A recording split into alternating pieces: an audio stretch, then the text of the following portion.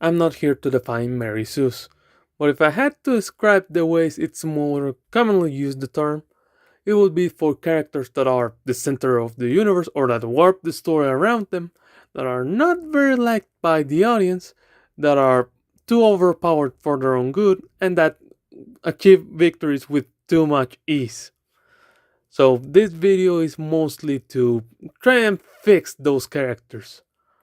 And if you think you have a character that might qualify, put one of these challenges for them and it might solve the issue. The first one I'm going to tackle are characters that warp the story around them, usually by making the other characters like them without an actual reason, which causes readers or people watching to detract from the character. The best way to solve this would be to use this against the character, like making a different character whose love language is trials. So they make challenges so that this character solves them and they cannot use the help of other people.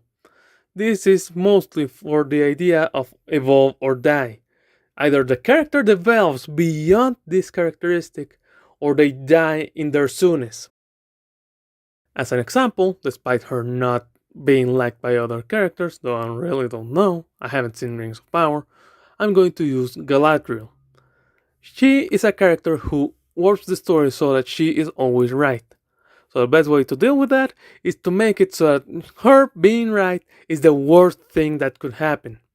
So she either contradicts herself, accepts that she's wrong, or it becomes a tragic story, with her at the focal point. Next two I'm going to tackle are overpowered to a fault and wins too easily, as these two are surprisingly interconnected. For this one, it's easier than it seems. Just make them face a challenge they cannot beat easily.